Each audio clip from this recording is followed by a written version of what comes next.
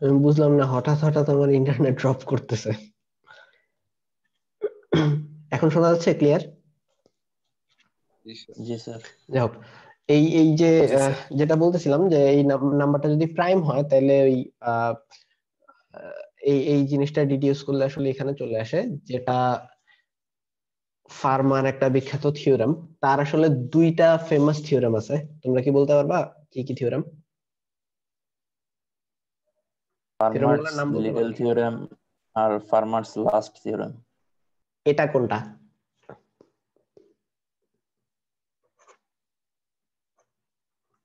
Little theorem. Little ফিজিক্সে মনে theorem. হয়েছিল স্যার, লাইট নিয়ে কিছু নাকি এরকম। এটা হচ্ছে ফার্মাস লিটল থিওরেম, যেটা আসলে রেফার করে এটাতে। আর লাস্ট থিওরেম যেটা, সেটা হচ্ছে আহ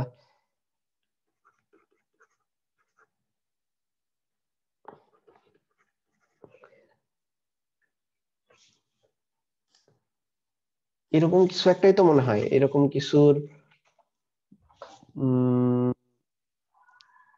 কোনো সলিউশন নাই বা এই টাইপের কিছু একটা মনে হয়। স্যার এন যদি এন এন 2 এর বেশি হয় দুইয়ের তাহলে বড়, হ্যাঁ, সলিউশন নাই। এন দুইয়ের বড় হইলে এই জিনিসটার কোনো সলিউশন নেই, ওটা হচ্ছে ফার্মার লাস্ট থিওরেম। তো যাক, ওটাতে গিয়ে তো আসলে লাভ নেই।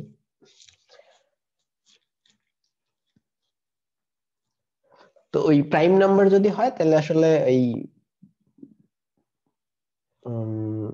ডিরেক্ট অয়লারের থিওরেম থেকে না এসে এই ফার্মার লিটল থিওরেম থেকেও আসা যায় আর কি জিনিসটাতে। তো মোদ্দা কথা হইতেছে সলিউশন হচ্ছে এটা।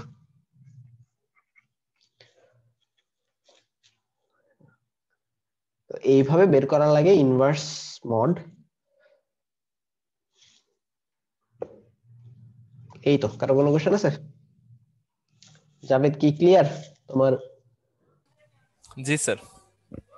দরকার ছিল, এবং এই জিনিসটা অ্যাকচুয়ালি লাগে, খুব লাগে, সো এটা স্কিপ করে চলে যাওয়াটা ভালো ডিসিশন ছিল না।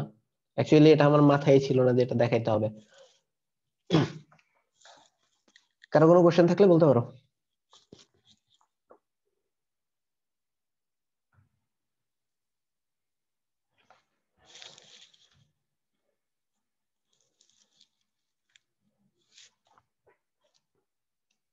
আর কোশ্চেন না থাকলে শেষ করব। স্যার মেবি কোশ্চেন নাই। জি স্যার। ওকে, শেষ করতেছি তাহলে। আচ্ছা, আসসালামু আলাইকুম স্যার। ওয়ালাইকুম আসসালাম। আসসালামু আলাইকুম স্যার। ওয়ালাইকুম আসসালাম।